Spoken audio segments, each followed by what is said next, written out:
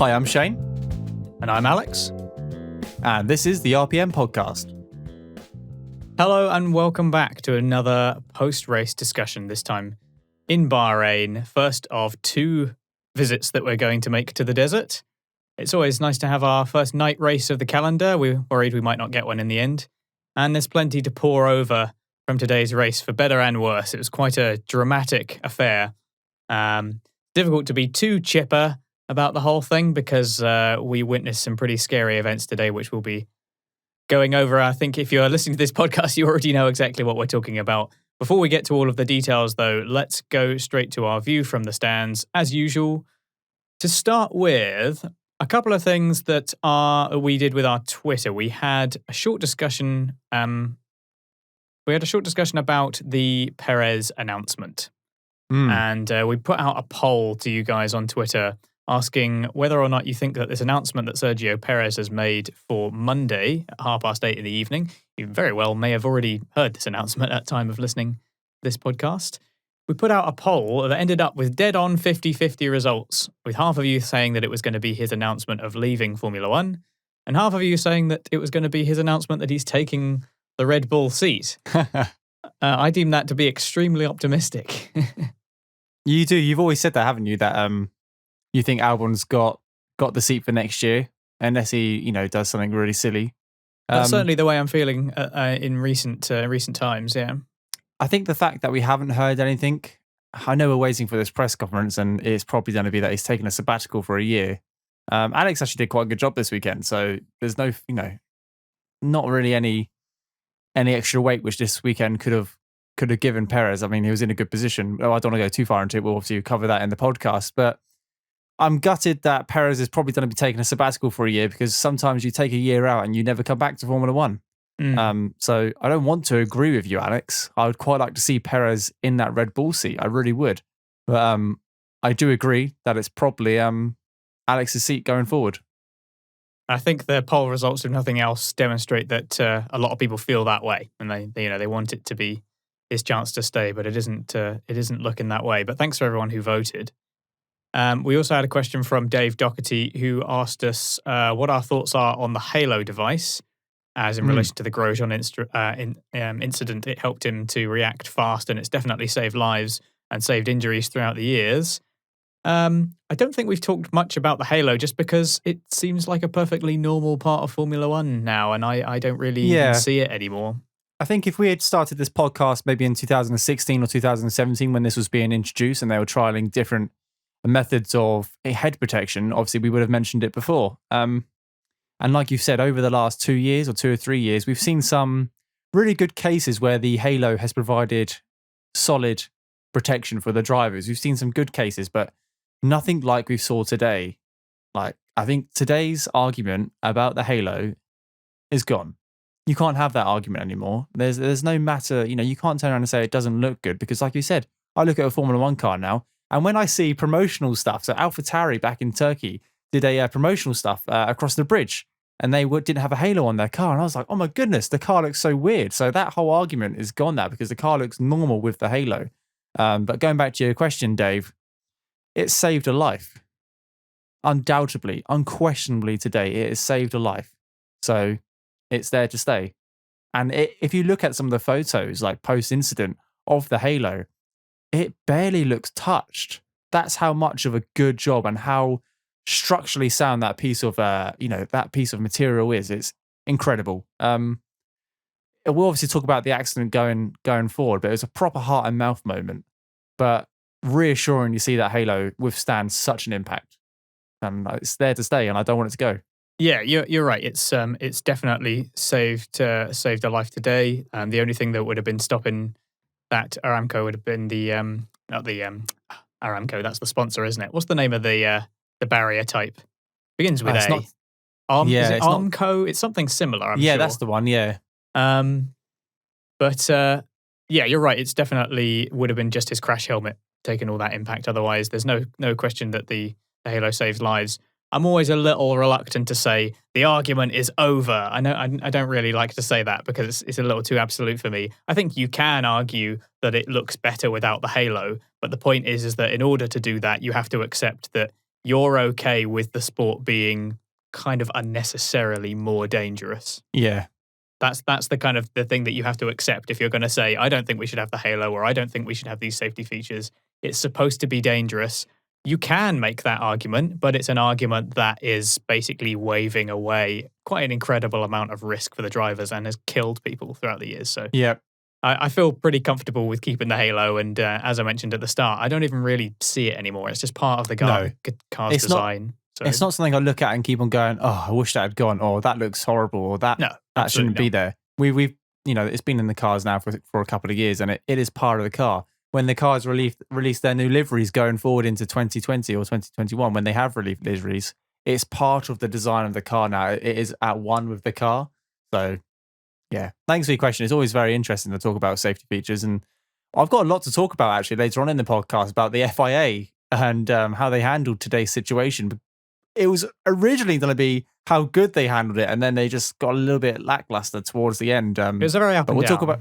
It was very up and down. It was a very up and down race, like emotional race. It really was. Like, yeah. But thank you very much, Dave. That was a really interesting question. And if you've got any thoughts on the Halo, do drop them down in the comments below if you're watching on YouTube, and or tweet us at RacePerMinute. Give us your feedback and let us know what you think. So, pre-race discussion. We're at Bahrain. It's almost the opposite end of the year we're used to. Well, actually, you say that. We usually go there in March, April time, and it's November. So actually, we're not too far off when we would go. We're actually closer to the race, the race month than we would be if we did it in the summer. It's a bit odd. Hopefully, you understand what I mean by that. But we're back at Bahrain. It's always been a good track. It's always been an interesting track. We've got grip. We've got more grip. We've got all the grip in the world. Coming off Turkey, where cars were sliding on the bow, we've got a racetrack which, is smooth.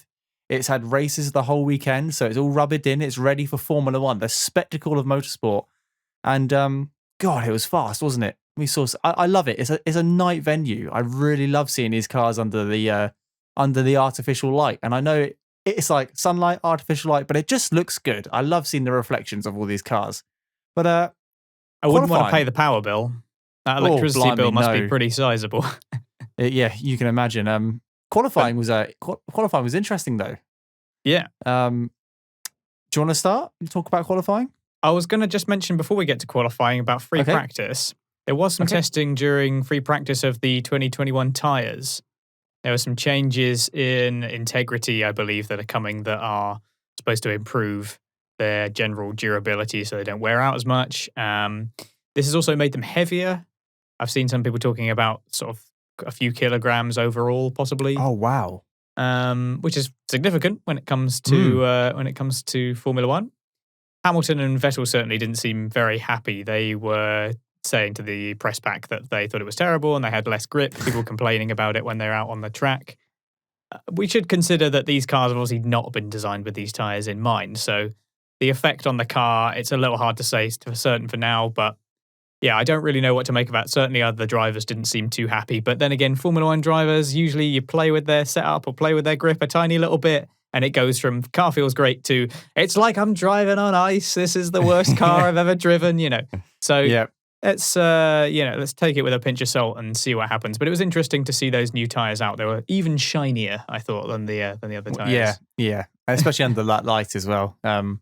They're so big as well, aren't they? They do. I think they look good. I think they look good on the current cars. I can't wait to see them in action next year.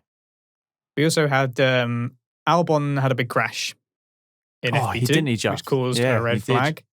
He was getting hard on that power coming out of the final turn and just kept his foot in it, even when he got onto the dust.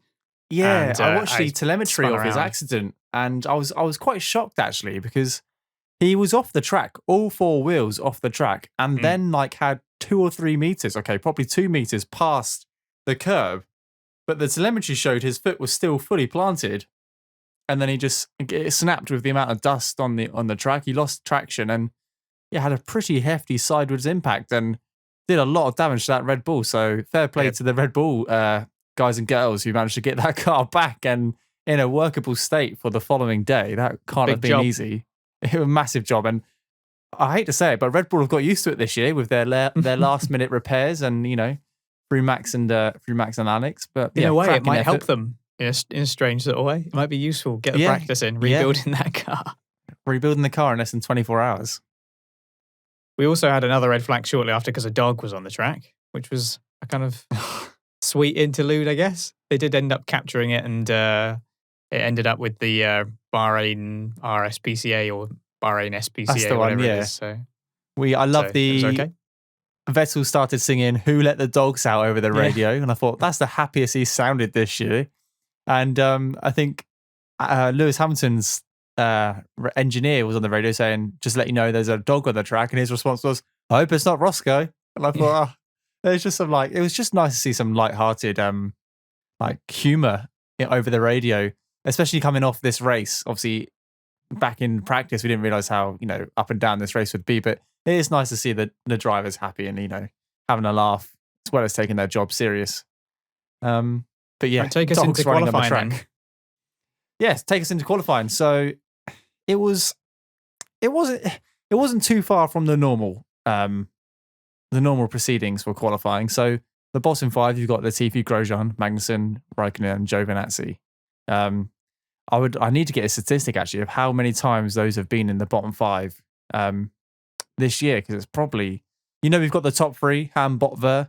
There's probably the bottom five. You can take a little bit of every name, or we'll create a little acronym for them.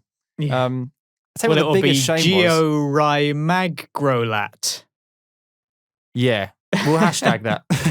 But I'll tell you who I was really upset about was Sainz and his McLaren just breaking down on him. Yeah. It was a massive shame because the McLaren's had pace this weekend, and he just didn't get a chance to show it in qualifying. He showed it during the race, which I'm glad. They both did really well during the race, but actually in qualifying, it would have been nice to see him start a little bit higher.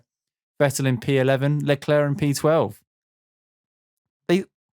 It's nice to see that their times are very similar. Obviously, a lot of this year we've had Leclerc go straight ahead of, finishing ahead of Vettel and qualifying ahead of Vettel.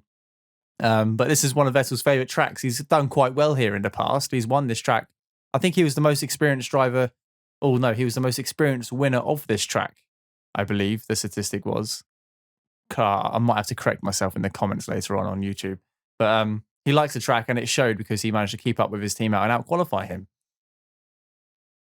We also saw your boy George Russell getting into Q2 for the 9th time this season. The king of Saturday. Yeah, he's got an unbeaten run against teammates in qualifying. What's it up I think to he's now? 36 or something like that. What? And on the face I wonder of it, what the record is. I think it's I think it's about 50 odd. Oh wow, okay. So he's got a while to go. Who's going to have the most? It'll be somebody who's been in a sport a really long time. It'll either be someone like Schumacher, which is the obvious answer. But anyway, it's 50 something, I think. Somebody let us know in the comments. He's went on his way then. Another year at Williams, he could achieve it. You never know, because he's got another. If we do a full race calendar next year, that could be his. Yeah, I mean, considering the teammates that he has, it makes it seem less of an achievement. I mean, yeah, Kubica's a great driver, but he wasn't what he was when he was in back that Williams. In the day. And then the other one's Latifi. So Latifi's still learning the ropes. Yeah, so and you can tell that by their qualifying times. They're so far off each other. But he's consistent, and yeah, another Q2 for George Russell, which is good. And that left, like you say, Carlos Sainz some kind of rear axle lock issue. Just seemed to spin him around. He was a passenger. That left him stuck in P15. Then Q3, Lewis Hamilton, who is already the champion. He's out there having fun. He's just he didn't let up at all. P1. Yeah, casual P1 by 0.3. Usually when Hamilton wins the championship, the next couple of races don't go as well for him. And I don't know if that's because the pressure's off or he just relaxes a little bit. But usually Bottas or Nico in the past have won the races preceding Lewis's championship winning race. But no, Lewis turned up to this weekend and just absolutely smashed it. We'll talk about his obviously result later on in the podcast. So he just kind of breezed it. Like every single part of the race, he just breezed. Bottas a couple of attempts behind, so it was close, but down on that final run, Hamilton just managed to put out another 3 attempts. Verstappen in P3 with a 1:27.6 and Albon in P4, which is really good for him. It's good to see his not consistency, but it's good to see him up right next to Max on a Saturday instead of finishing 6th or 7th. He was right up behind him. 4 Still a tenths reasonable off, 5 gap. tenths off. Yeah, it's still half a second, just over half a second. But track position-wise, he's where he should be. Absolutely. Which is encouraging. Which is good. What I can't say is Perez did a really good job finishing just behind Albon, only a 10th behind. But then Stroll was all the way down in P13. So the racing points had a bit of a split there. It was a bit of a strange one, to be honest. I think Stroll ended up on the wrong tyres. So there was some kind of miscommunication where he ended up on mediums. It didn't really matter in the end, did it? But and so it meant that he was on the tyres, didn't want to be, and he was going slower if he got out on softs. Seems like he probably would have got into Q3 maybe based on his pace, because he actually set the fastest time earlier on, didn't he? I think when he went out at one point, it was either during free practice or maybe Q1. He set the second fastest time or fastest time at some point. So he had pace basically. Yeah, so he was didn't get a chance to fully show what he had going on. And then we had the Renaults just finishing up in P6 and P7, which is not a bad result for them actually. That's really good qualifying. I did like that Ricciardo crossed the line in P5. His engineer congratulated him, was like P5, and Ricciardo was like yes. And then he was like correction P6, and he was like no. He didn't quite say that, but I don't want to swear. But you can imagine what it was. So yeah, good result for the Renaults as well. Lando could have done better for McLaren. He messed up turn 1 on his last run, so much so that he ended up starting in P9, and Kvyat finished up the top 10 with a 1:28.6, only a couple of tenths off Gasly on this occasion. So quite close. A lot of the teammates are within a couple of tenths of each other, which is good to see. Obviously, with a couple of positions open next year still, everyone's fighting for those last couple of seats, which we should find out in the next couple of weeks, hopefully. Lewis Hamilton, of course, with a 98th pole of his career, hitting very handily towards 100. Yeah, very much so. He could get 100 by the end of the year. It seems likely that he will, doesn't it? Yeah, because he always gets pole in Abu Dhabi, and he's almost certain to get pole for the Sakhir. The outer ring. So, yeah. I look forward to that. It's going to be like a 55-second lap with 20 cars going around and qualifying. It's going to be pretty epic. But time will tell. So then we come to the actual race start itself. We've got everyone except Leclerc and Sainz on mediums starting the race. Leclerc on hards, Sainz on softs. And we end up with lights out. And Bottas has a pretty terrible start. That's the most immediate thing I clocked, is that he lost about 4 places going into turn 1. He went backwards so bad. Yeah, he just didn't get off the line for whatever reason, as opposed to Hamilton, who was just gone. Yeah, very securely gone. And then, I guess we have to come straight into the incident, because it was pretty much immediately after. Yeah, I don't know how to address that. I mean, everyone who's listening to this podcast has probably seen the footage or watched the race live. But we see a bit of tussling at the back of the grid. We see sparks flying, which isn't uncommon for Bahrain, because everyone's running like a low downforce setup, and it's a night track, so you can really appreciate, you can really see the sparks. But Grosjean has clearly got some pace coming out of turn 2. He's got pace on the cars in front of him, and everyone's on the left-hand side, the racing line, and he moves across to the right-hand side, and the closing speed is evident, so that's why he's moved across.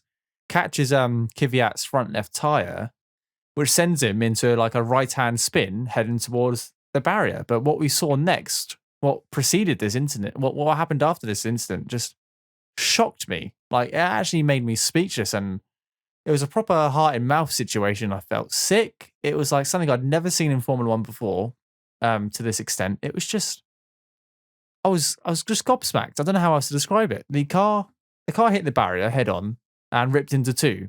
You got something in their car called a survival cell, which is where the driver sits, and it's basically a reinforced shell. It's the last line of defense for a driver. It keeps everything inside, everything on the outside of the car is meant to fall apart. That's why it's what it's designed to do. But I'm not sure the car is designed to snap in half like it did.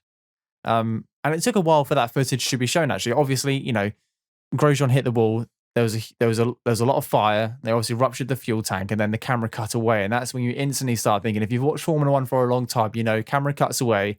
And when you start to see replays, that's when you know the driver's mobile, self-extracted, and usually given the thumbs up. Took a couple of minutes to get that confirmation. I don't know about you, Alex, but it just heart sunk. Sweat was coming out. It was like, am I watching this again? Is this happening again? And that was going through my head, and it was just terrifying. It really was. I've been watching Formula One since 1997, and there are very few other incidences that I can think of that were as nasty as that to witness. Yeah, I mean, the only thing that kind of comes close immediately to mind is something like Kubica's accident at Canada.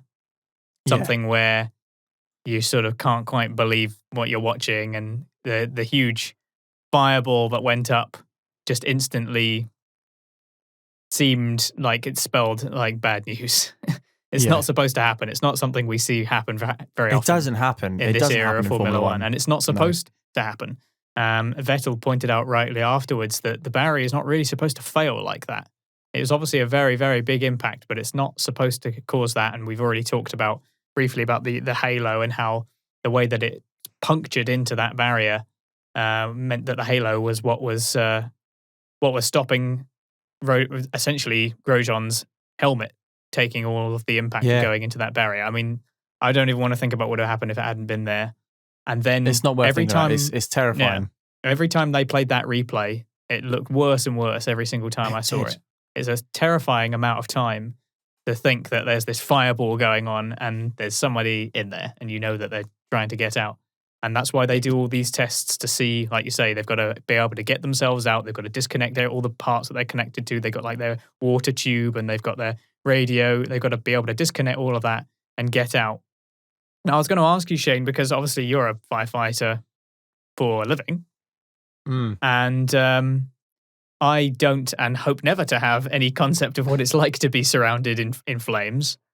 Perhaps you could sort of give some kind of perspective on what it is to be in that situation, because you have to stay calm and be able to do what you need to do. It's a strange one. I'll talk about my training, because I think that's as bad as it's got for me. Well, thankfully, that is as bad as it's got for me. We train for the worst, we hope for the best. So I've not gone into like house fires where it's fully ablaze. We've always done like, imagine a cargo container which has been set alight from the inside, and you've put all this wood at the back of it, so it generates so much heat. Now we train up to, well, there's certain limits we train up to, but on the thermal imaging camera, when we're inside the compartment, it hits 800, 700 degrees. And I'm wearing full fire kit, which is a lot thicker than what, these drivers are wearing. And I don't know how it compares. I put it out on Twitter. I was like, my kit's tested to 1,000 degrees, but I can rest assured when it hits 500, you can feel the heat. You can really, really feel the heat. And I'm fully protected. Like everything I go into, I'm prepared for. If I go into a house fire, I know what I'm going into. I have time to think about it. I have time to react. I have time to, talk to my BA partner. It's all very procedurally done. I don't want to go on about it for too long, but it's very prescribed.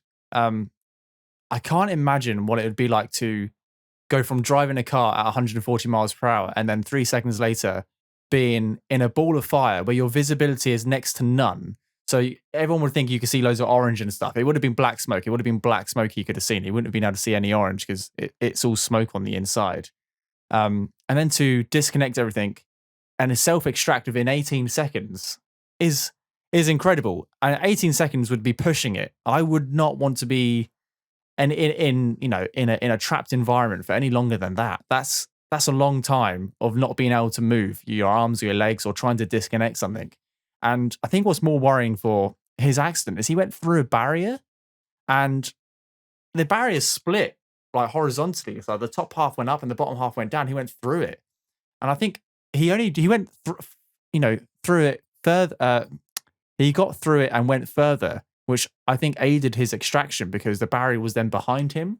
If he had gone through it and only got halfway through, he would have had a barrier on top of his halo. And then I dread to think what the extraction plan would then be. It's not worth thinking about. It's hard to describe. it's not a situation which many people find themselves in. And when I find myself in a similar situation, I'm protected with my fire kit. I've got water with me. I've got my BA partner. I've got a thermal imaging camera, so I can see what I'm doing, even if I can't visibly see. I can see through a thermal imaging camera what I'm doing. So I've got all these things to my aid, which help me fight fires. Whereas he's trapped inside a cockpit, no bigger than, imagine sitting in a kayak or a closed canoe. That's essentially what they're doing, and then they've got to pull themselves out of that. Incredible stuff. Like, he must have had a range of emotions going through him, but to pull himself out of that, incredible stuff. And he would have had some kind of concussion as well. Like, I don't know how he did it, but the impact alone would have made him dizzy, concussed, and then he sat in that. He was inside fire and smoke for 18 seconds. He's got a helmet on, so hopefully that, the shape of the helmet, stopped any smoke going inside his helmet, so it really helped, with his breathing. But it still wouldn't have been easy. It's I guess adrenaline does a lot for you in that situation as well. Yes, because he would have been, it's reported that he had burns on his hands, and you could see him shaking his hands, but he was still using them to climb over the barrier, and he would have also been very shocked, like you said, and would have been probably breathing in some of the smoke. And yeah, you could see when they showed the shots of the medical car that although he was generally okay, and thank goodness for that, he's obviously going to be very, very shaken up by that. And someone like Vettel, you could see, was really shocked by it as well. He was just staring at the screen. That must make some of the older drivers, especially, I'm not saying the younger drivers wouldn't think of this, but the older drivers especially, someone like Grosjean, who, no joke, was, let's face it, like 2 weeks from retirement from F1. Yeah. Essentially, this will probably be his last That was race. Probably his last race. I can't see, if he has been hurt as bad as they say, I can't imagine him getting back in the car. And I'd be surprised if he did, because when you're at that stage in your career, I wouldn't blame him at all for saying, I'm done my bit now. Yeah, that's it. Yeah, with two races to go, and no seat next year, I don't think I would. I think I'd just hang up the boots, hang up the overalls, and be like, you know what, I've done my bit. I've done my time. I've been very lucky. There's no doubt about it. Let's go enjoy life without the added risk of driving a Formula One car.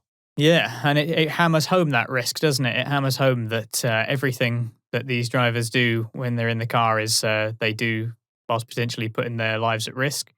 And we shouldn't accept today's outcome as lucky or a fluke, because a lot of things were designed. Yeah, it's happened because a lot of people have put a lot of time and effort into ensuring that the regulations are keeping the driver's safety as paramount, and then the designers have done a great job. You already mentioned the halo and how that stayed in shape. I mean, and the size of that impact, it must have been like 60 G or something incredible. Yes, it is nothing short of miraculous that Grosjean was able to get out of that, and that he is largely okay. But it should be analysed fully in order to ensure that it doesn't happen again. We need to ensure that the barriers don't fail in that way again, if possible. We shouldn't just say, well, everything's working fine and that was just lucky. It's because of careful analysis of these incidences and changing of the regulations and the effort being put into it that we can say that Grosjean was okay, because it only would have taken one minor safety feature to have failed or to be missing or to have been forgotten about. And, we wouldn't have seen all of the footage that we saw, because the only reason that we saw all of those dramatic images is because he was okay, because we wouldn't have seen it and probably wouldn't be talking about it if we hadn't. And, this would have been a very, very different episode indeed. We might have not done an episode. It would have been hard to film an episode of anything other than the outcome. But they wouldn't have raced, I would have thought. They wouldn't have raced. And I just want to jump on top of that. It's funny you say that, because I want to put a segue in there. I'm surprised. I know we had a lot of downtime. We had a long period underneath the red flags, which is completely fine. And at the time, all the focus was on Grosjean. And I'd like to point out that adrenaline can do amazing things for you. I've known people who've broken their spine in multiple places in car accidents, self-extracted, ran to get help, and then once that adrenaline's worn off, they feel the impact of their they've broken their back and then they can't walk. But the adrenaline has made them go from A to B to get help, because that's how your body reacts. It's like fight or flight, it's that kind of stuff. But going back onto the red flag, my other half said to me, will they race today? And I was like, oh yeah, I'm sure they will. She's like, but surely they want to take loads of photos and evidence. if this doesn't happen very often, like I said to her, I was like, this doesn't happen at all. The car should have not snapped in half. The last time we saw that was Alonso in Australia, where the car really like kind of fell apart. The last time I saw a car rupture like that, I cannot remember. We've seen some small engine fires, but nothing like that. I was under the impression maybe they want to start getting down there and just start looking at the evidence, how this happened, and like start taking pictures of the barrier of the car before they started scooping it up and like throwing it in a pile. I was surprised for how quick they reacted to the scene and started clearing it up. I really thought there would be some almost like investigation going on, because how do you learn from it if you don't, if you don't go, I don't know. What's your thoughts on that? Should they have taken, do you think they should have been more careful with the scene? Do you think they should have preserved it? Maybe take what they can from it? Or do you think it's just one of those things where, yeah, he got out, that's absolutely fine. We've got it all on camera, so let's crack on with the race. It's a hard one. I'm still torn from it. This whole situation, I like to point out, we've been recording this for 30 minutes and, the race finished a couple of hours ago. I still struggle to put into words what happened today. It still blows my mind that he can have an incident like that and walk away from it. And like I said, I've said lucky a couple of times, but I completely agree with what you said, Alex, and that it's thanks to the FIA for investing so much time and money into the safety standards. It's thanks to the numerous tests these cars go through. It's thanks to the mechanics who build these cars to the high standards they need to. It's thanks to the marshals and the safety car and the medical car. It's mad. Over to you. Yeah, no, sorry. I agree with all of that, absolutely. And I think that in regards to the barrier and whether or not they should have left it as it was, I can only assume that there's a lot of information that they can gather from what they did. They can gather it from the parts of the car. They've obviously got plenty of angles as to what happened. But I do think that it's important. Once it was established that Grosjean was okay and they were taking him to hospital, and obviously he wasn't completely fine, he might have burns. They were talking about possible broken ribs. It seems odd describing that as okay, but when you consider the alternative, that is definitely the way to describe it. So once they had established that, I think it makes sense to want to try and continue the race. All the drivers, they know what they're signing up for. And there's an interesting comment I wanted to bring out that I just seen posted by a motorsport publication on Twitter, where they quoted Verstappen as saying, essentially, if a driver doesn't want to restart a race after seeing a crash like that, I would kick him out of his seat, says Verstappen, which is a very Verstappen thing to say. But I understand that perspective. I think that is a reasonable perspective, because especially at this level, when you get into a car and you get into a Formula One car, you accept that risk. They know exactly what they're getting themselves into, and there's supposed to be a race going on. They've established that Grosjean is okay, so they got to the task of getting the track ready again, ensuring that it was safe. They did what looked like a pretty good job, considering that you've got a lot of people worldwide watching you do it. When you consider these people are concerned with safety and construction, you had people handling heavy machinery. Oh, and you've got to do it whilst there are all these cameras and big bright lights on you, and you're at this huge, international sporting event. And all of these marshals, that a lot of them are volunteers. I mean, that's not necessarily true of the more the sort of professional medical staff, for example, and they all did an absolutely incredible job, and the marshals too. That's a lot of pressure to be under. We saw after that a safe race. So, yeah, I think it's good that they got the race going as quick as they could after taking the precautions they did. I can only assume that there's a lot of data that they can recover from. Yeah, of course. Those cars are covered in sensors, so I'm sure they reflecting back and obviously having this conversation with you, they've probably got enough data to do what they need to do. And with Verstappen's comment, a lot of people I've seen on Twitter have been like, how can he say this? It's maybe how it's brought up. But actually, let's bring it back down to our level. We're not Formula One drivers, but has anyone fallen off a push bike? You get back on your bike, you ride home, or you brush off your knee, you walk home, but you're back on your bike the next week, or the 2 weeks later, or 3 weeks later. You don't just stop doing what you do because you've had an accident. You learn from it. You pick up the bike and you carry on riding again. That's what I see that comment as. Something terrible's happened, but we're here to race. If you let a fear fester, you won't be safe on the track. You've got to You got to crack on and give it your best. So that's what I see. That's what I read from that comment.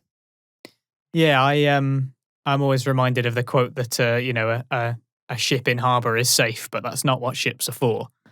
The whole point is that you are to carry on and that you accept the risks because that's what you're doing. You're driving for the ultimate, the Grand Prix, the Grand Prize. Exactly that. That comes with risk, and if Absolutely. you're not prepared to do that, that's fine. But can't really call yourself a racing driver. Yeah, and those people are racing drivers. Cool, completely agree. All right, I dare say we'll probably pick up on parts of this, but we don't want to spend the whole episode talking about that, and much will be said about this and should be said about this, and I think the long and short of it is that Grosjean got out. That's the main thing. It happened because of all the safety improvements that have been made. It shows that they're working. The response was excellent. I thought the coverage on it was excellent, but that it's not an excuse to say he's lucky. And that it should be fully analysed, and that all the failings that were there, and they were there, they should be accounted for and dealt with. Absolutely. Now, without sounding too hasty, shall we move on to the second part of lap 1? Yeah. So that's the thing. Move on to the rest of the race. Race doesn't even start yet. I know. We're 35 minutes into this podcast, and we're on lap 1, which is absolutely fine because that's what we're here to do. Doesn't matter how long it takes us to get through this race, we will get through it, just like the actual race itself. We're going to be methodical. Yeah, it was like the race. You just get there and you're like, I just want to see a race. Here we go. Let's do it. Made a weird sound. Almost knocked over my drink over my laptop. Oh, right. Right, sorry about that. So race got restarted on lap 3, was it?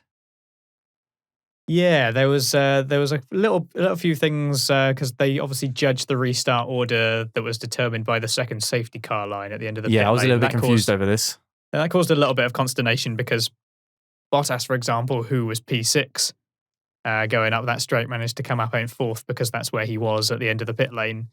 For example, I mean, I'm sure he wasn't the only one who benefited or lost out from that decision, but that was the decision that was made. Not really going to quibble over that too much. But he did have a puncture on when they went out for lap 2, didn't he? Which is unfortunate. Was this before the safety car? This wasn't it? Was it before it might have been the incident. It must have been. It was after the safety car because he dropped back to P18 or P17, and if he had done that under the safety car, he wouldn't have had any issues. That's right. Yeah. So we had our standing start again, and Hamilton got another strong push off the line. Yes, very good. And Max wasn't too bad this time, actually. Max always gets a little bit of wheel spin when it comes to starts, but he was right up Hamilton's tail. I mean, he wasn't as good as Hamilton. And I think Perez got a very good start as well going into turn 1. And Bottas, like you said, was luckily in P4. So he almost had a second chance to redeem himself in this race after falling back to P6 after the first lap. So he had a second chance and had an all right start. It was pretty clean. It was actually quite reassuring to see all the cars go through turn 1 and turn 2. There was a couple of bumped tires. I don't think anyone lost their wings or anything. I think Carlos had an issue with his wing, but that was before the first before the red flag, so that all got sorted. Everyone's car was up together. Norris. It was Norris that took damage. He got into a scrap with Gasly and Ocon, and it was sort of 3 into 1 wouldn't go. So yeah. But what I've got here is Vettel on the radio. Clearly, they had been talking before the race, the Ferrari team, about giving each other space and respecting each other's racing lines, and not to take each other out. Vettel was not very impressed that Charles sent one up the inside and had to go across on the exit of the turn 1 onto Vettel's racing line. Vettel had to take avoiding action by braking and let Charles go through, and he was not impressed at all over the radio. And it was the first of many team radios we had with Vettel, actually, of this race. Yeah, Vettel, like you say, not very happy. When we saw the replay, there was a overhead shot where it looked to me like there was definitely room for Leclerc to make the move. He seemed well within his rights to attempt it, to me. I'm not really sure that I agree with Sebastian Vettel's protestations here, not least because he has been the giver of awkward moves on his teammates in the past. So it's funny how the tables have turned. But he got a bit upset with the radio. He said, next time I'll just crash. Next time I'll crash into him. I was like, oh no, you can tell he's come to the end of his Ferrari days. He's got 2 races left now. His compassion for the team has somewhat disappeared, and I think that is evident over the team radio. He just Quite doesn't care refreshing, anymore. actually. Quite refreshing to hear other drivers on the team radio complaining other than Hamilton, because usually it's Hamilton's complaining about the tyres or other drivers or blue flags or the safety car. Really nice to hear other drivers give their opinions over the radio. That's just not. I want to hear. I want to hear loads of team radio. I would have more team radio if I had any say in the global broadcast. And that's not to say that Hamilton complains more than anybody else. It's just that it's just his the only one complaints that broadcasted. tend to get broadcast. Yeah. Yeah. But yeah, I'm not sure that I see it the same way as Vettel. I think that Leclerc. Obviously I don't. But I don't. I think Leclerc was well within his rights to make that move. And yeah, he went for a gap that was there, and maybe that forced a little bit of more of a movement and avoiding move, like you mentioned, that he had to do. But yeah, that's racing. That is racing. So that was one of the first. That wasn't an incident on. That was the first incident on lap 4, turn 1. Then there wasn't any contact, so it's not really an incident. But that was Vettel on the radio. What we did happen on lap 4 though was the safety car came out. Luckily for us, it was a lot less of a dramatic incident. Which is strange, saying that we saw a car on its roof, and that can be significantly less dramatic than what we had with Grosjean. But it looked like was it Gasly or Kvyat? It was Kvyat. Yeah, he was. It was Kvyat. He was Kvyat both times, wasn't it? Kvyat and his front left tire tangled with Stroll, and in like Hulkenberg in Dubai a couple of years ago, ended up rolling his car and being on his roof, and that was the calmest team radio I've ever heard in my life. Are you okay, Stroll? Yeah, I'm just hanging upside down. That was it. And it wasn't team. I'm hanging here like a cow. Oh, that was so funny. We didn't get one of those. No, but the medical team following that car today definitely got their money's worth. Definitely earned their pay today, because I saw the doctor or the medical professional pulling out Stroll off the upside down racing point. But luckily, Stroll walked away from that. Really slow roll, so nothing concerning at all. Really unfortunate. And 10-second penalty awarded to the AlphaTauri.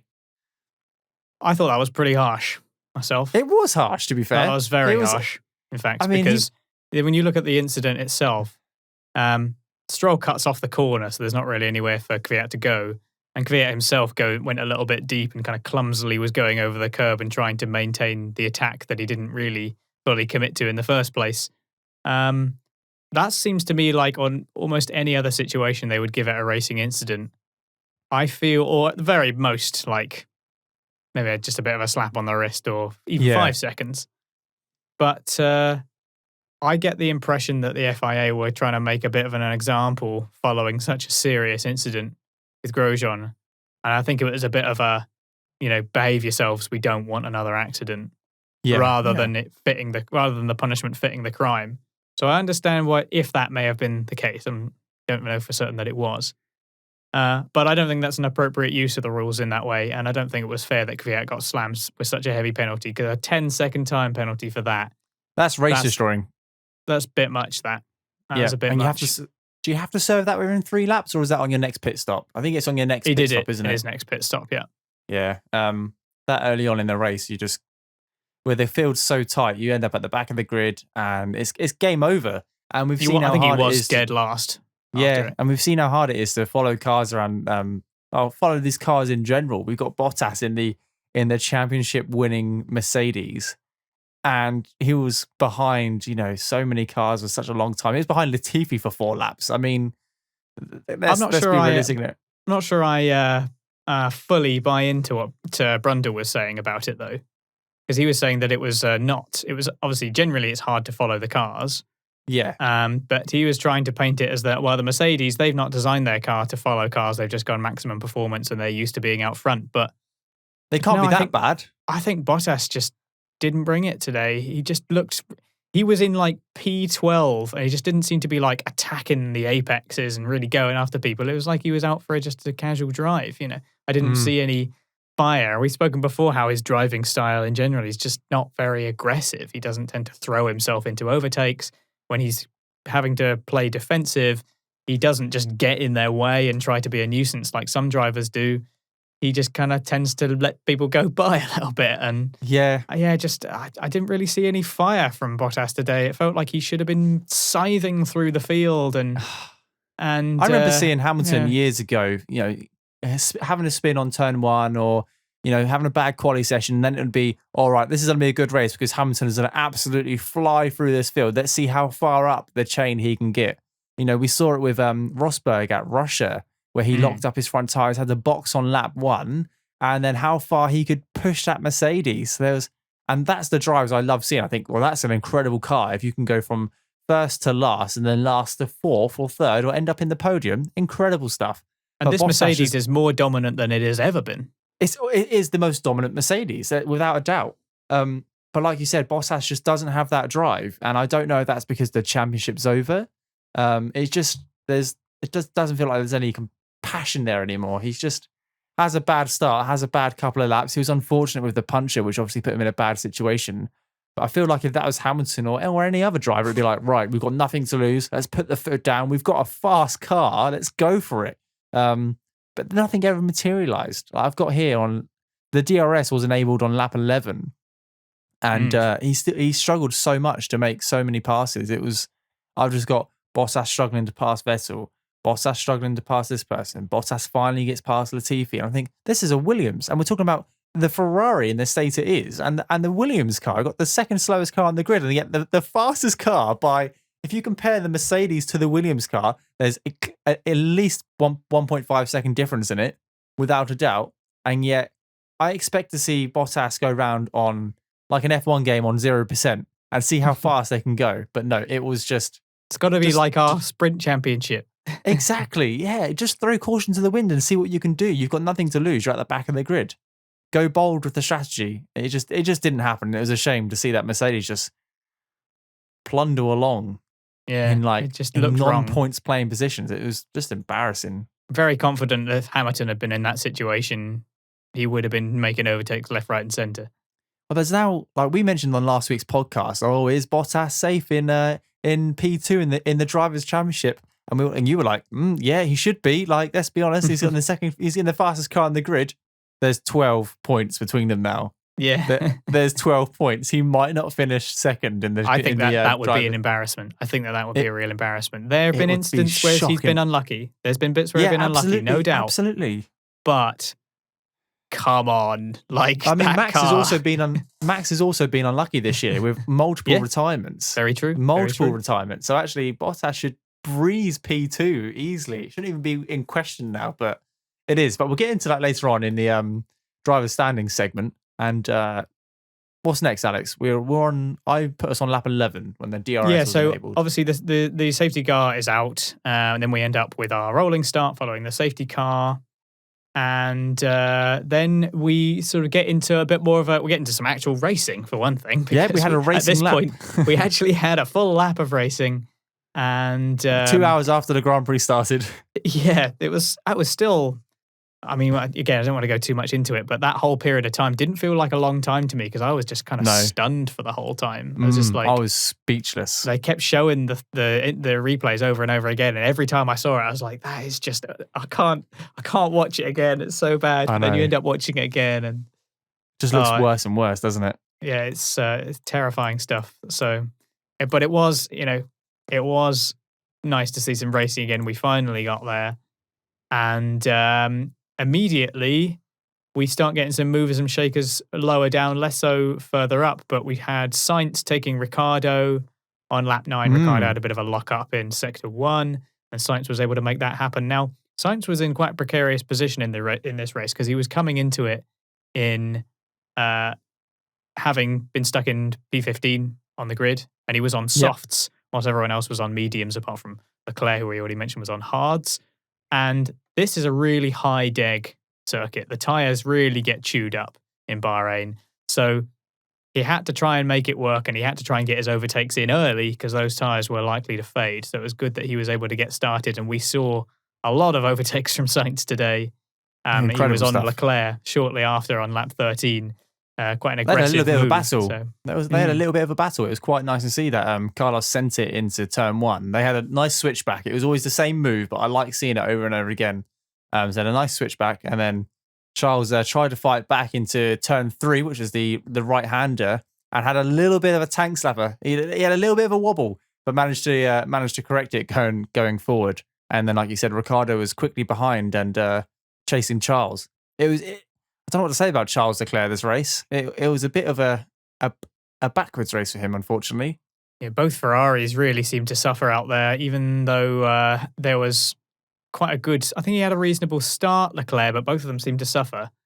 Are you smiling at my cat that is I just appearing on saw the camera? Rain appear. Yeah, Rain is just snooping around. She's actually, usually I keep her out of the studio, but she's pushed the door open and come in because she obviously wants to be part of the podcast. So Amazing.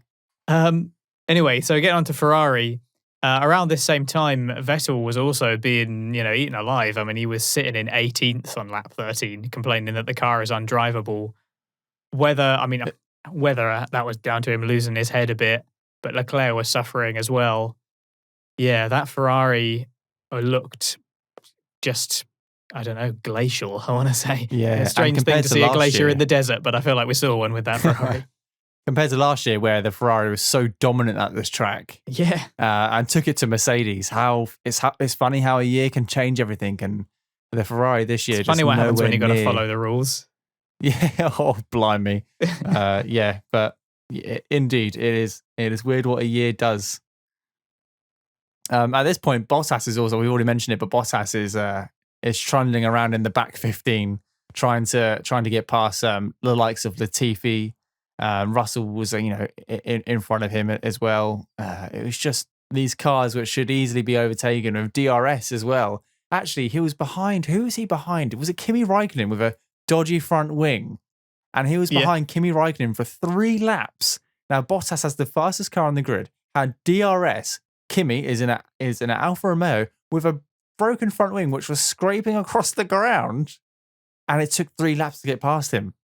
Something's not right there. Like you said, we had so many overtakes into turn one because it was a great overtaking opportunity, and it's a really good corner. I love the first 4 corners of this track. I really do. It's just the passion's not there anymore, and he needs to reignite it for next year. I know you're looking forward to Bottas 4.2.6 reignited, Subsection 75 remastered. Yeah. We'll see. But it's just a shame. There's not much else to say about Bottas at this part of the race. He's just slowly following cars at the back of the grid. Well, he ended up 8th, didn't he?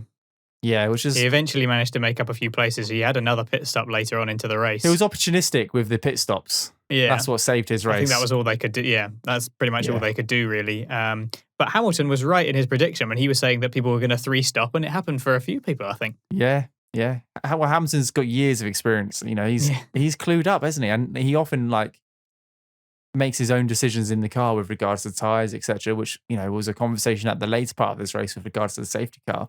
But I'd like to point out, lap 17, Russell was in P11. His tyres are working well. I saw the tweets coming out. Coming out. People were like, "There's the Williams supporters. There's the Williams supporters Twitter." And it's great. We follow them. I love them. They're great. But every time any Williams gets even closely in the points, they're like, they're in P11. It's like, yeah, but they haven't pitted. Come on. Think about track position. I think Latifi was in 14th and Russell was in 11th. I was like, this is the one. I was like, it's not the one. They end up quite far back, but it was a good race for the Williams, actually, for Russell. Really good race. Not at the start, though. Not at the start. Russell had 2 bad starts. He doesn't seem to be able to get his starts right. He went so far back, didn't he?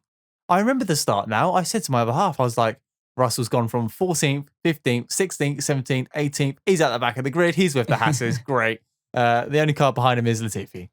He had a horrendous start. And was the restart exactly the same? Yeah, after the restart, he suffered as well. Man, that's a shame. He's got a lot to. Unfortunately, Russell's in a bit of a. He's not in a pickle, actually. He's got opportunities. He's got opportunities going on everywhere. He's not going to be short of a seat anytime soon, despite what happened this year. But He's under He still a lot finished of pressure. P12. It was P12 and P14, so overall it was not a bad result for Williams. Good weekend for Williams, but Russell, he's got to shine for the next year. If he shines, then I think he'll end up in that Mercedes. But if not, I think he'll just be he'll be stuck in the old Williams. I just for a don't while. know if that car's going to give him a chance to show him what he needs to do. I mean, that's one of the biggest factors, really, is that you can end up in a situation in a race where if your car doesn't have the pace in general to start catching up with other cars, then you end up as a position where you just haven't got enough of the race to gain many positions. That's just, if you can get past people, it's just you haven't got enough time to do it. But you can still have a good race in a car which doesn't finish in the points. And I don't understand how Williams haven't scored a point this year. It's tragic. It really is, especially with the way Haas are performing as well. They really should be like fighting for that 9th position in the Constructors' Championship. But like you said, Russell had a really good race. His end result was P12, which is great. There was 18 finishes. 17 finishes because of Perez. So he was actually, he finished quite well off. It just needs, I don't know how many seconds he was behind 10th place. I'll look at it when we do the standings. But he's having good races. Like you said, he just needs a little bit more horsepower. Well, it's not the horsepower, which is the problem because he's got a Mercedes engine. He just needs a little bit more of a chassis or the aerodynamics to go in a straight line and pick up that speed to get the point. Which is just a shame. But still, when we consider what was going on last year and the year before, it's still very, very positive. Oh, absolutely. They're going in the right direction. Yeah, so hopefully next year we shall see a couple more points finishes, I'm hoping for. And they've all this support. They've obviously got this Doralton Capital people on their side. They've got all the money they need for next year, don't they? That's what they confirmed. They've got all the money they need for next year, which is probably the first time in a long time. And they've got the resources. But if they're smart, they'll throw everything into the 2022 regs. Exactly. Next year will be almost a development year. I'm sure it will be for most teams. I can see the likes of Mercedes just going. Haas have already announced that. Yeah. They've already said we're basically just not even going to develop the 21 car after January. Yeah, well, which is fair enough because they've got 2 new drivers coming in as well. So they need their drivers to get experience and then put everything into almost not rebranding, but bringing to life that car for 2022. It's going to be a big opportunity for a lot of teams. We could see a massive shake-up of the grid. Like, I get excited because it usually happens like at the start of a new era. But we've seen Ferrari go from a top 3 team to a midfield team this year. So let's just wait and see what happens next year and in 2022. It's going to be an exciting couple of years for Formula One. But let's not get too into the upcoming years. Let's get back into the race. Where were we? So we were talking about the Ferrari struggling. I mean, Leclerc was also passed by Sainz and Ricciardo, and there's a solid battle going on between McLaren and Renault in this race.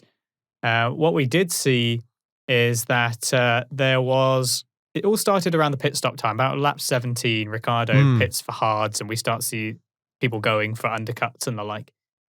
And it sort of works. I mean, Sainz is out on softs still. And also, just while we were on McLaren, I do want to say that we did see Norris get past Bottas for P6. Yes. Slightly later on. This is like lap 20-something, but I don't want to forget to mention that. Just McLaren overtaking Mercedes on merit. Just want to point that out. And next year, they'll have the same engine. Yeah, can't imagine.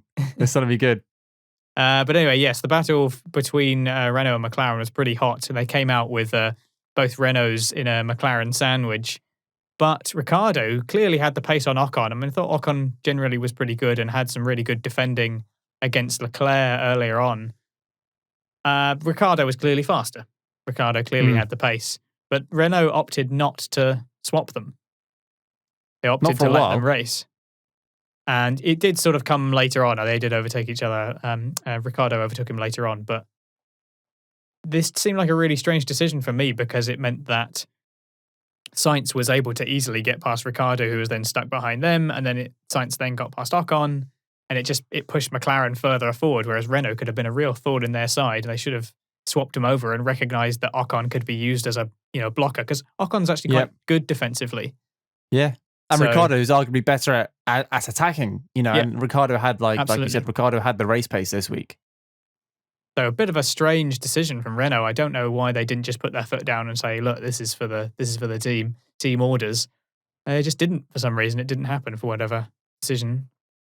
Yeah, I tell you what worked quite well because obviously I was really focusing on the McLaren and Renault battle going on the whole race. It was we know how close they are in the championship. It was always going to be an interesting like duel in the desert. But Norris boxed on lap 19, and he came out into it was a really good pit stop. Came out into turn one and just slipped in between two cars, and I can't remember for the life of me what two cars they were.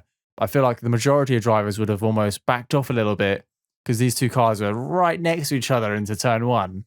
But he managed to slip it in and just gain that extra position or didn't lose that extra position. It just goes to show that actually Norris really put the foot down this weekend. He really wanted to prove why he's in F1, why he's a McLaren driver. And obviously he was only a point away from his teammate as well. So they're right next to each other on the leaderboard with 1 point separating them. So I'm sure they both want to, finish higher to get those bragging rights between, I'm sure they'll have a lot of banter over it. But yeah, Norris, I was really impressed with this weekend, and McLaren making some really good calls of strategy as well. When to box, looking for gaps, when to overtake. It was just spot on. It really was. Less over the rather rubbish pit stop that Sainz got lap 40 or 41, which brought him out behind Leclerc. I mean, he did quite easily get past that was him. it, but yeah. Yeah, Sainz suffered on the pit stop, and it always happens. I always see they come into the pit stop, and then there's just you just know when it's a tiny bit longer than it's supposed to be, and I'm there going, "Go, just go." Yeah, so, you just hear that sound for too long, you think, no, it's not a good pit stop. Yeah, so that was less encouraging, but yeah, in general, McLaren certainly benefited here, and they were flush with overtakes. I mean, the whole race, this track just seems to be really good for overtakes. We do see plenty. It's a of them here. well-designed track, it really is, and I look forward to next week's track where we've got Sector 1 and Sector 3, which have been good for overtakes, and actually the Sector 2 is probably the only place we didn't have very many overtakes. Obviously, it's where Stroll ended up on his roof. And that's an overtaking opportunity. But apart from that, there's not too many overtaking opportunities in Sector 2. So I'm really interested to see how this outer ring does, because it's going to be faster and hopefully provide even more overtakes. I'm pretty excited for it. I'm gutted I'm working. It feels like F1 is entering some uncharted territory by doing this track. So yeah, it's exciting to get to see that. And it's almost a shame that we're entering all these uncharted territories, like you said, but next year we're just going to go back to the calendar, back to what we know. And there's still lots of great tracks we didn't get to see. There is. But I also like the new ones we're experiencing this year, like Turkey and the likes of that. So, but I think that this season will be remembered very, very fondly, as we've talked about before. There's so many people on the podium as well. It's been such a good season for Formula One. Absolutely. It really has been really good.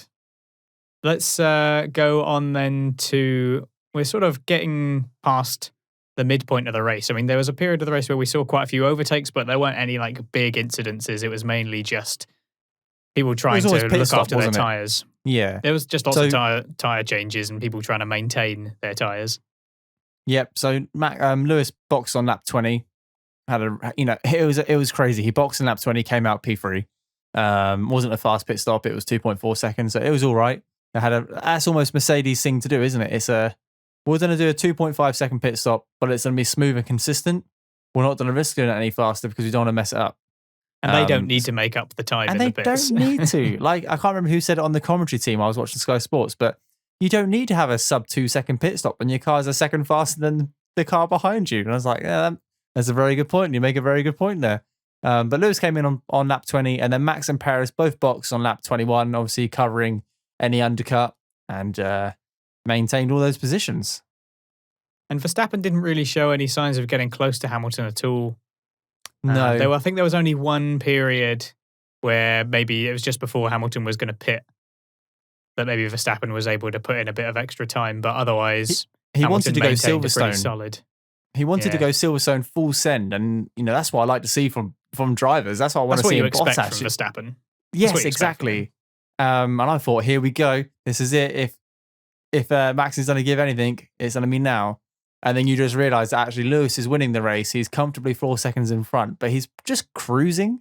He's not pushing. He's developed that gap, and he's just driving to preserve his tyres. And he's such a good driver because he can react and has the tyre life to do so.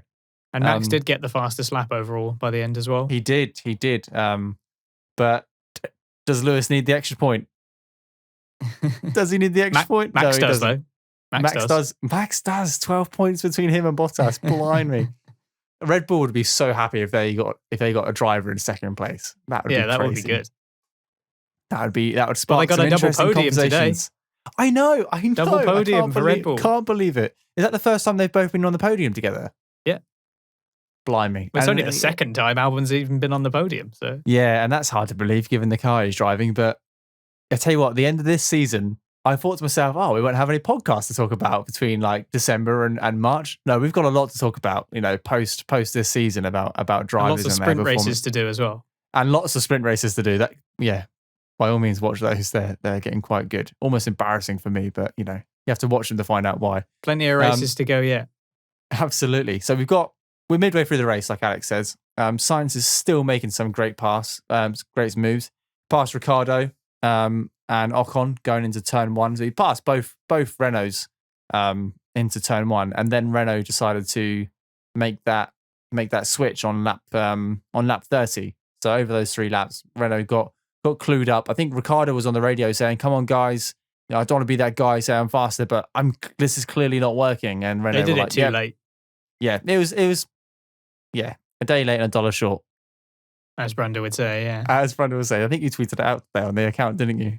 Yeah, Brundle was full of all sorts of Brundleisms today. Yeah. He kept using the word retardation over and over again. I mean, he was using it in its proper sense. But did he have to say it 150 times? He's making a point of saying it. Like I think he knows. Like he knows what he's doing, and he exploits it to maximum effect, which is I'm totally fine with, to be honest. It went down well on Twitter. You did a good job this weekend with the RPM tweets. We had a lot of interaction. I really enjoyed seeing them crop up. And if you're not following us on Twitter, do so at RacePerMinute because it is a good laugh. Back to the race. We're halfway through this race now, and things start to settle down a little bit. It was a little bit like this is F1. It's going to have a little bit of a lull before the final 10 laps, before everyone tries to push. So Alex, you want to take us through? Have you got anything from lap like 30 to 45, apart from a couple of pit stops? I've got max boxes. It was quite a slow pit stop, and then the lap later, Lewis covers that off by boxing for the hard tires. And yeah, Norris was making some really good moves. Later on in this race, from lap 45, Norris was flying. Absolutely. And so was Carlos, to be honest. They were both where it was Norris overtake, Carlos overtake, Norris overtake, Carlos overtake. They were just in sync. It was brilliant. Those two drivers were working perfectly together, whereas Renault were almost doing the complete opposite. It was just a tale of two woes. Oh, I don't know what the expression is, but it was good to watch how two teams completely operate from different ends of the spectrum. Yeah, like you, I just got lots of bits for overtakes and the likes, and more pit stops. Verstappen suffered from a poor stop. It was over 5 seconds. Very unusual for Red Bull, who are known for their sub 2 second stops. That was followed by a much better one for Albon. And yeah, more stops. Perez went onto the hards. We also saw another battle between the two Renaults after their extra pit stops. Yes. It's about lap 38. There's a little bit of a fight going on there, but Ricciardo's clearly got the measure of Ocon there. He's clearly the better driver. I just to have a very brief tangent about Ocon here, and we might have mentioned it before, like Ricciardo's got to be one of the hardest teammates to have on the grid. And we talk about the difficulty of the Red Bull seat, but having Ricciardo as your teammate's pretty tough as well, unless you're Max Verstappen. So that's I think Ocon generally did a good job, and his pace overall was pretty strong. But he wasn't, he was never likely to match up. How do you feel, Ricciardo, at the beginning of the race when, well, not necessarily at the beginning of the race, it happened quite a few times, when Norris and Sainz passed Ricciardo, what do you think his reaction is? Do you think it's I've lost another position, this is really embarrassing, I need to work harder, I need to drive faster, or is it I'm going to be driving that next year? What way do you think? Is it a mixture of both? It'll be it's a bit bittersweet, isn't it? I suppose, I think in the moment, he's focusing on his own race and wants to do as well as he can. He's still contracted to Renault, so yeah, I would have thought enough. He's just focusing on what's going on in the moment. Yeah, that's fair enough. I know I would be happy but sad. Yeah, he knows what's coming, I guess. Yeah. Should we move on to lap 55? Okay. Where it gets a little bit interesting and heartbreaking again. It was like I said, this race up and down like a frigging yo-yo. So Perez is sat comfortably in P3. We're talking comfortably. He's got the measure on P4. He's like 5 or 6 seconds ahead. He's on fresh tyres. Got no problems whatsoever. Max has just come in a couple of laps before this. So Max is actually only a couple of seconds up the road. So it's looking a bit interesting. And then you see a little bit of white smoke. And I thought, maybe it's just run wide. Maybe it's just a kick up of dust. And then you see some more. It's like, oh, maybe someone's locked up. And then you see like a proper puff. And I was like, oh no, this can't be happening. The guy who I was praising on Twitter, I was like, this guy is in P3. He's P4 in the drivers' champion. Yeah, he was in the live driver championships. He was P4. I was like, this guy doesn't have a seat next year. What else does he have to do? And then his car conked out. I was devastated, absolutely devastated. It was heartbreaking. And he was just deflated. Like, he was just upset. Of course you would be. You're on track for a second podium this year, or maybe third podium this year, second podium in a row. It's just heartbreaking. And he raced for a long time. That's what came to mind when I watched this. I was like, okay, it's smoking. Okay, it stopped smoking. It starts, it stops. It starts and stops. It did that through sector 2, and then we got onto sector 3, and I was like, it's smoking quite a bit. It's continuously smoking. Now it's on fire, mate. Now he was trying to keep going, wasn't he? Yeah, and I could see it. I was almost shouting at the TV, I was like, keep on going. I was like, come on, you can do it. Keep on going. It's already dead. You don't need a turbo. 10 seconds later, you're on fire. You do need a turbo. Retire the car. It was devastating, and a terrible race for Racing Point in the end. Double DNF, and nothing they could do about it. Nothing at all. And it's not often a Mercedes engine fails. Like, we've not seen it. That's not happened like much this year at all. Nothing springs to mind this year. Obviously, we've seen some occasionally in the last couple of years, but that was that's a tough weekend for Racing Point, especially this close to the end of the season, within like a couple of 10, 20 points from other constructors as well, up and down in the championship. Massive blow. Like, huge blow for Racing Point. It just goes to show that, we talked briefly in previous episodes about the hype that surrounded the Racing Point car coming into the season, and obviously its comparisons as the pink Mercedes and all the rest of it.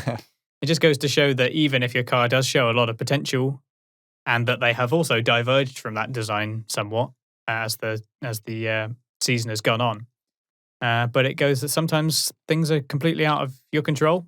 There's nothing you can do about it. Drivers make mistakes. There's all sorts of factors. So, yeah, not a good weekend for Racing Point when it feels like they should have been able to get a much better result.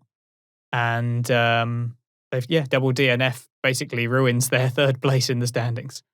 Yeah, it was they'll have to have a couple of good races. We need both of those drivers up in the top 5 to really bring back any hope of scoring some decent championship points. And Perez was doing a really solid job all race. He was, wasn't he? He just does what he does best, which is look after the tyres. Cool, collective. Yeah, completely agree. Yeah, he's good at that. He's good at just holding position. It's just such a shame. Such a shame. So safety car came out, the right decision.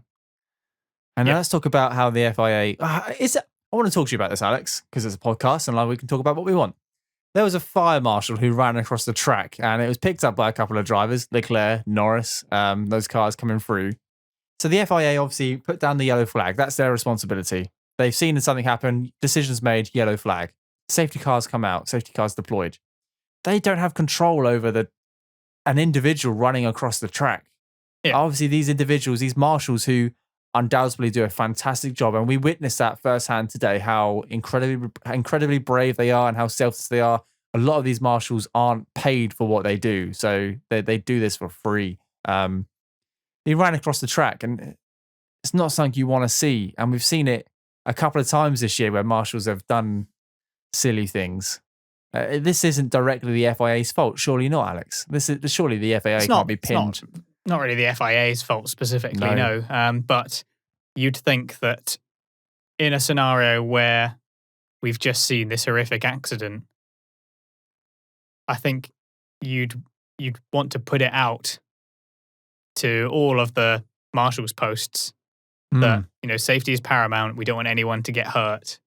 Let's just make sure that the rest of the race is, if not incident-free, at least drama-free in terms of the risk to human life. Of course, yeah. Yes, you want to get to the incident quickly because you've seen fire. Obviously, the previous incident involved a lot of fire, so you don't want to have something similar happen. running across the track is just not using your head. And it may just be the case that we have a lone marshal who, in their haste, has gone, oh, I've got to get over there quick. There's a fire. Don't want to let it happen again. Maybe their intentions were solid gold. I'm sure they Running were. across the track is Yeah. not the answer. No. We should not be seeing something like that. But yeah, putting all the blame on the FIA is a little unfair. It's just that the buck stops with them, basically, because they're responsible. And that is their role. But it's not like we've seen in previous races where there's been marshals recovering vehicles and then green flags have been waved. So, or cars have gone around at racing speed. That's the FIA's responsibility to make sure that, marshals are clear, cars are clear before you resume racing and before you can unlap each other, etc. I've seen a lot of it on Twitter. It was like, oh, the FIA did such a good job with Roman Grosjean, which they did. They did an incredible job, but they let themselves down with Perez. It was like, well, actually, they called a yellow flag. The safety car was deployed, but it was like a lone marshal. And like I said, probably the adrenaline was like, oh my goodness, fire! Right, I need to get over there and extinguish it. And he ran across, and luckily he wasn't hurt at all. It's hard. People need to just look at the bigger picture. Take a step back, take a breath. Actually, it's not the FIA director on the radio to that marshal saying run across the road. They've got premedicated scripts of what they can do, what they can and can't do at a racing incident, what their procedures are, and whether that's involved in or whether crossing the track is something which they're allowed to do, or whether there's set criteria they have to meet before they can do that.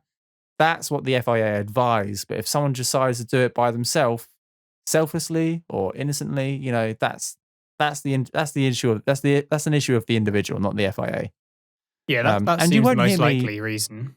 Yeah, and I've criticized the FIA a lot this year on this podcast due to like various scenarios. But actually, I'll put my hands up and turn around and say it's got nothing to do with them this time. Like, they did such a solid job this week. This whole race weekend, the FIA have been on point.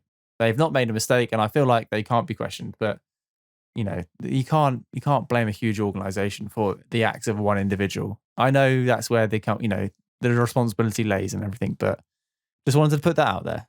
But also, it shows that we have to take what's said in general on Twitter, not just with a grain of salt, but with an entire concrete mixer of rock salt. Oh, because, absolutely. People tend to get a little bit, emotional about it. And I mean, I saw someone the other day. I don't remember. It was some random account commenting on a Formula One official account tweet, I think it was.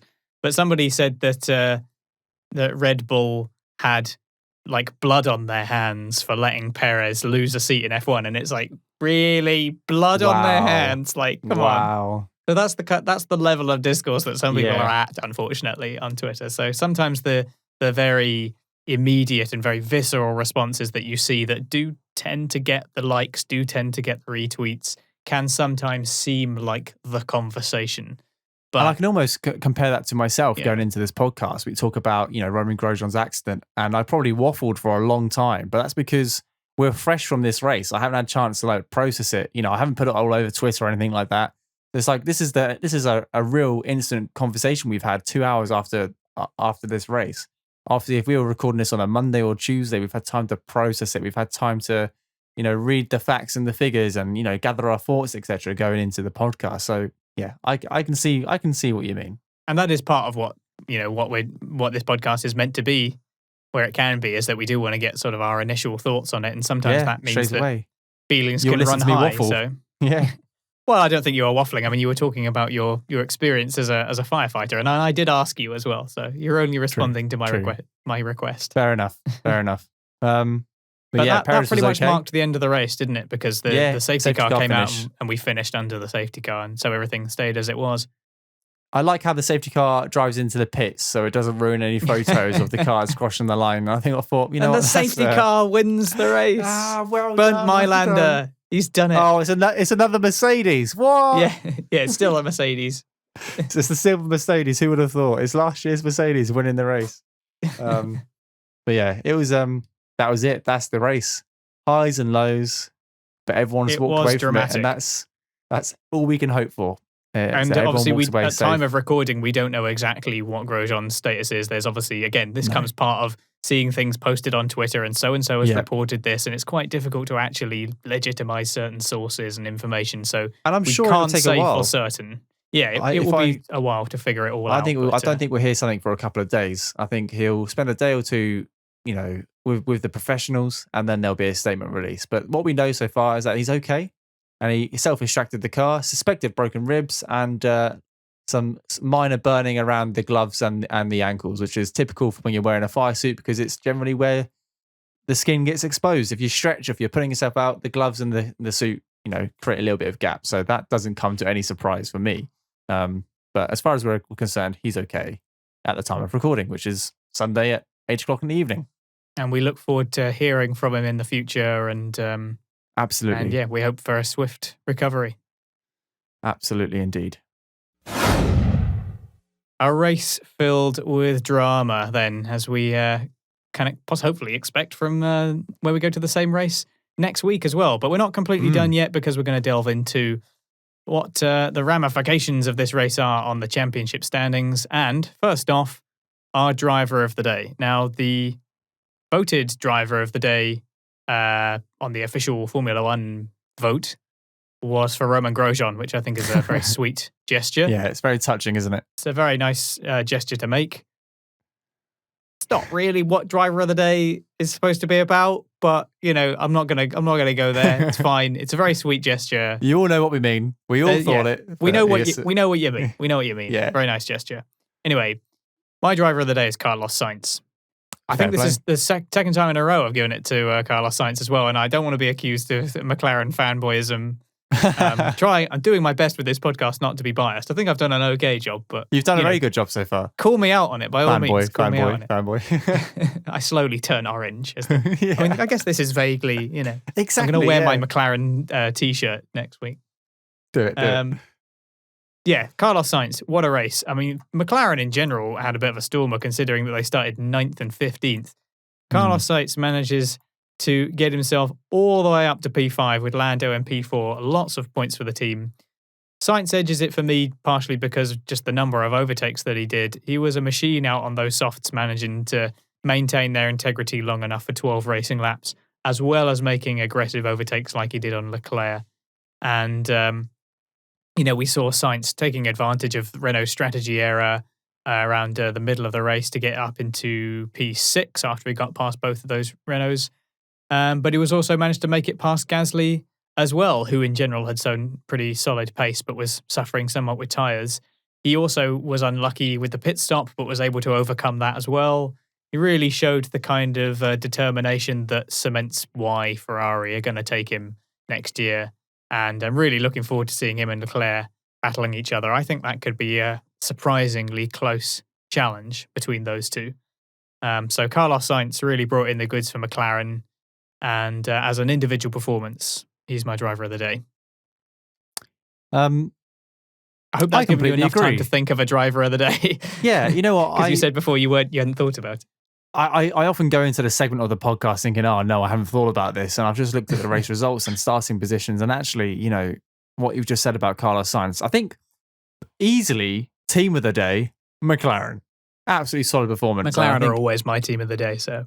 Well, I'm unbiased, Alex. So, but anyway, McLaren did a fantastic job, like you said, 15th and 9th, and they finished 5th and 6th. So, for every reason you've just said, I'm going to give Carlos Sainz it as well, because he gained 10 positions, was hindered in the pit stop, made some cracking overtakes on drivers who, would defend well, and just pushed it, gave it everything he got. And I can't wait to hear the expected team radio when he overtakes, or when he does like a cool overtake. Usually he's on the radio giving it a thumbs up or laughing with his race engineer, or just saying something really cool. And I really hope that gets featured in the team radio feature, which the F1 do on YouTube. I really hope he's happy with it as well. So Carlos Sainz is mine as well. What I'm going to do is, before the end of the season, I'm going to go back through every podcast and just make a little note of who we've given driver of the day, and hopefully it spans across the field, and we'll keep that tally. I think it does as well, and it'd be interesting to see how many times we agree and how many times we don't agree. But we'll post those. We'll post that on Twitter once I've done it at the end of the year of how many times we've voted for each driver. But we'll see. Carlos Sainz gets both our votes. Now for the championship standings, this is where it gets really interesting. Alex, talk us through the Drivers' Championship. Well, nothing to say really at the very top because Hamilton's already a champion.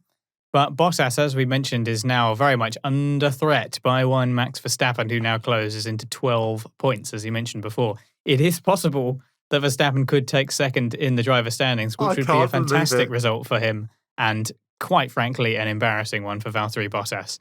2 weeks ago, we were having this conversation. Yeah. Daniel Ricciardo pushes into P4 as well, as he goes past the 100-point mark up to 102, just inching past Perez, who unfortunately came out with nothing today. Leclerc still sitting in 6th, which, considering the state of that Ferrari, is a great result. I mean, he should get past 100 points this season, which hopefully I don't know if we necessarily would have expected after seeing the first few races. So Norris and Sainz still right next to each other. Norris obviously now edging it by just 1 point between 7th and 8th. Oh, and that's going to go down to the wire. Yeah, that's an interesting one, and it shows how even they are in a lot of ways. I mean, that's obviously based on factors other than they've been unlucky in various instances have happened, but they're bringing. It's not like there's this huge disparity where you've got one driver bringing in all of the points. It shows a certain degree of unity there, even if it's just an imagined unity. I like to think about it anyway. And Albon is now equal on points to Sainz as he comes into 9th and is showing potential of maybe creeping up into 6th place, maybe for the end of it. If he can get some really good solid results in, it's not entirely beyond the realms of possibility.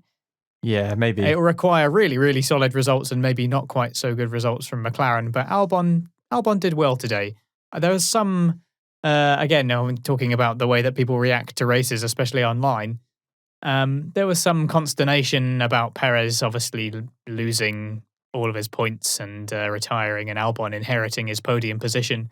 Let's not forget that Perez has gained podiums that way as well. Oh, absolutely. And we mentioned before, sometimes Formula One success sometimes just looks like getting the job done, keeping your nose clean, staying where you've got to stay, and sometimes the car in front or cars in front get knocked out, retire, crash, and you inherit their position, and that's just as legitimate.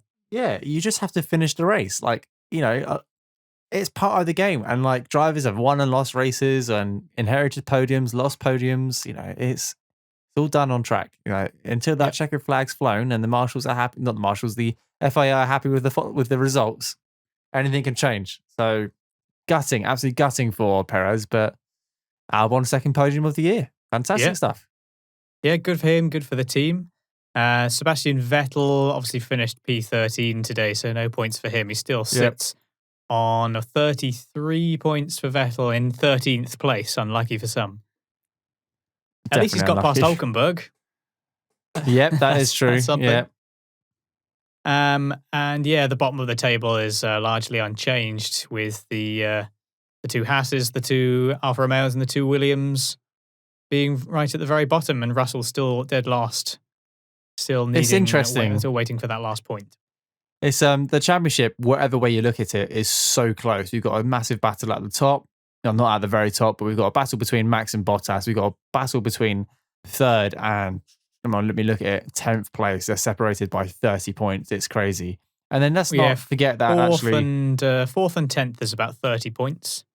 Yeah, and let's not forget that actually at the bottom of the grid, you've got Raikkonen on 4 points and Russell on 0. But between them, there's 1, 2, 3, 4, 5, 6 cars. That's 6 cars. It's Raikkonen, Giovinazzi, Grosjean, Magnussen, Latifi, and Russell. And all it takes is one of them to finish 7th, and that disrupts that. Or it's so close to the change. It could be. It's going to be this is what makes racing interesting. When you look at this, and you think, oh, it's all going to change next week. This will be in a complete different order next week, and it's going to be brilliant. I think that to the next track, or I say the next track, it's the same track, but obviously the same track, slightly different circuit around Bahrain. I think it's probably Williams' best chance to get points because they do have the hoist power. I mean, it's a little bit draggy, that car, and so it's difficult to know how much of an impact that will have. But we've got the Mercedes engine. I think it's going to test some engines. I think it's going to test the reliability. Unexpected result, I think, somehow. I can't help but feel like it's because it's new territory, it's going to test the cars. And like you say, it's going to test the engines, the heat, the stress. They're going to be max, they're going to be full throttle for. There's not many corners. Like, you already know Sector 3 and Sector 1. It's like 3 corners. And then sector 2 is just going to be it could almost be flat, some of those. It's going to be crazy. It was going to be plus 80% full throttle for the whole lap. And they'll be running high temperatures, like you said, high temperatures, high loads. It's going to be really interesting. And maybe we will see some mechanical failures like we have done this year already. In Austria, we saw a load of mechanical failures, admittedly due to the curbs and stuff. But you never know. Formula One is a fantastic sport, and we're graced with a different race every week. They're looking at the constructors now. Not a lot to say about Mercedes. Obviously, 533 points now. Red Bull not going to get anywhere near that, obviously. But third place now taken up by McLaren, won 171 points as they take over into third place. It's looking a lot more positive for our papaya fellows, ladies and gentlemen in papaya orange. Racing Point is looking good. Very dismal weekend for them, but they are still just ahead of Renault in fifth. Just 10 points between them now, but the gap in third place getting a little bit wider. So Renault maybe getting a little bit worried. They need some slightly stronger results. Again, you'd expect them to do better at the next event. They've generally been good on power circuits, so they have. Remains to be seen. We'll see, because obviously we look at similar races at the midway point of this year, but a lot of cars have stopped developing now. You know, there's next year's car to focus on, or 2022's car to focus on. So actually, what might have been a strong point halfway through the year for Renault, they may have stopped development, whereas other teams maybe have continued, and vice versa. So I still think it's anyone's game. This could really throw up some surprises going into next week. I'm looking forward to it already. Right, and that concludes our race discussion of the Bahrain Grand Prix. It's probably been our longest podcast, but we've dived so far into it. We gave you all our thoughts and opinions, and we analysed the majority of the race, and we hope you enjoyed it. If you're watching on YouTube, thank you very much. If you haven't subscribed to us, then give us you can hit that subscribe button. You'll get notified every time we upload a video. And if you've got any comments, pop them down in the comments box below. We're constantly having a look at them, replying back to the majority of yours. Rick have some really interesting conversations happening on both YouTube and Twitter. So if you're not following us on either of those, then do so. If you're listening to us on audio only, so Spotify, Apple Music, or any other place where you get your podcast, then if you could give us a rating, that would be great. We only get a couple, but every time we see a couple more stars crop up, it makes me feel good about doing these podcasts. It's a massive win for us. It's a small win, but actually something so small for you guys is a massive win for us, and it gives us the encouragement and the enthusiasm to continue doing what we do. We're on Twitter. It's easy to listen and then not necessarily let us know that you're listening, if you know what I mean. Yeah. Which is fine. Yeah. I mean, I'd probably do it with plenty of podcasts and the like that I listen to, but it's just nice to know that you're listening and that we've got people to share our views with, except to each other.